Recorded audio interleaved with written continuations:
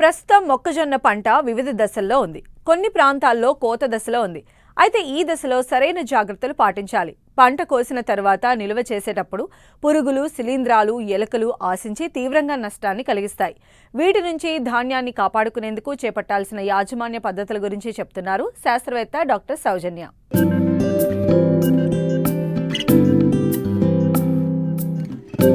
తెలుగు రాష్ట్రాల్లో మొక్కజొన్నను అధిక విస్తీర్ణంలో సాగు చేస్తుంటారు.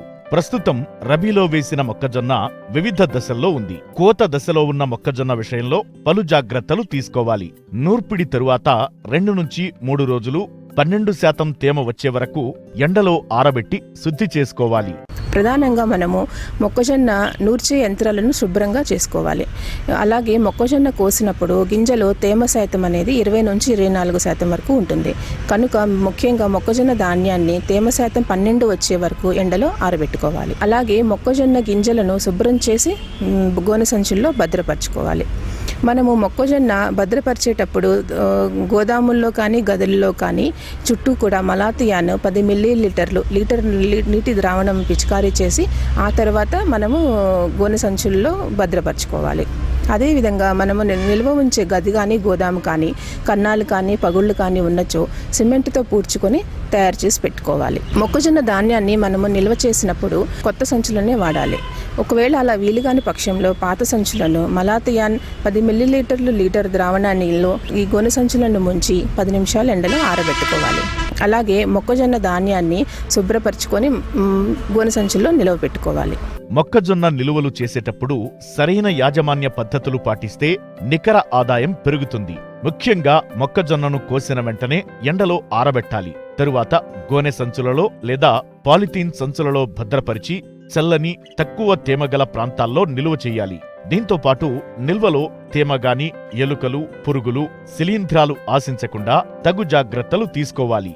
మొక్కజొన్న ధాన్యాన్ని మనము నిల్వ చేసినప్పుడు ముఖ్యంగా పురుగులు, శిలీంధ్రాలు మరియు ఎలుకలు ఎక్కువగా ఆశించి నష్టాన్ని కలుగచేస్తాయి. వీటిలో ముఖ్యంగా పురుగుల వలన అధిక నష్టం వాటిల్లుతున్నట్లు అంచనా వేయడం జరిగింది.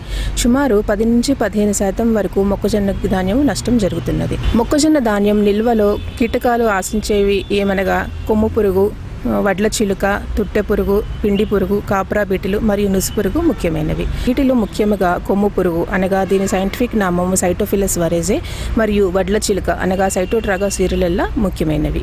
ఈ కొమ్ము పురుగు సుమారు 3 మిల్లీమీటర్ల పొడవు ఉంటుంది.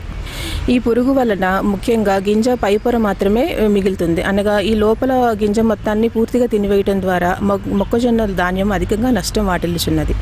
ఈ పురుగు తన జీవిత చక్రాన్ని 40 రోజుల్లో పూర్తి చేసుకుంటుంది. రెండవ రకము పురుగు సైటోట్రాగా సిరిలెల్లా వడ్ల చిలుక. ఈ పురుగు కూడా గింజ లోపలనే పూర్తి దశ మొత్తము పూర్తి చేసుకుని గింజలను పూర్తిగా తినివేస్తుంది. పై పొరను మాత్రమే మిగులుస్తుంది. రెండవ రకం పురుగులు అనగా గింజ బయటనే ఉండి అనగా పగిలిన ధాన్యాన్ని ఆశించి పూర్తిగా గింజలను తినివేస్తాయి.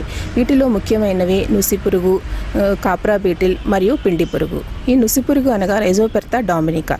ఈ పురుగు ముఖ్యంగా లార్వా దశ కంటే తల్లి పురుగే ఎక్కువ ఉధృతిని కలుగజేస్తుంది. ఎందుకనగా ఈ తల్లి పురుగు గట్టి దవడలు ఉండటం వల్ల గింజలో ఉన్న తేమ శాతం తక్కువగా ఉన్నా కానీ ఇది ధాన్యాన్ని ఆశించి నష్టపరుస్తుంది. కనుక ఈ పురుగులు ఆశించిన ధాన్యము మేము ముఖ్యంగా గింజ బరువు తగ్గిపోతుంది, మొలక శాతం తగ్గిపోతుంది, రుచి వాసన మారిపోతుంది. దీని వలన ప్రధానంగా రైతు సోదరులకు మార్కెట్లో సరైన ధర అనేది పలకదనమాట. పురుగులే కాకుండా శిలీంధ్రాలు కూడా ఎక్కువగా ఆశించి ధాన్యాన్ని నష్టపరుస్తాయి. మొక్కజొన్నలో ఈ శిలీంధ్రాలు ముఖ్యంగా ఫిజేరియం మరియు పెన్సిలియం అనేది ఆశించడం జరుగుతుంది. అలాగే మొలక శాతం తగ్గిపోతుంది, రుచి వాసన మారిపోతుంది. గోదాములను ఎత్తైన ప్రదేశాల్లో నిర్మించుకోవాలి. పీటలు నిర్మించుకొని పీటలపై ధాన్యం బస్తాలను పేర్చుకోవాలి. 2 వరుసలు ఉన్న బస్తాలను ఉపయోగించితే మంచిది.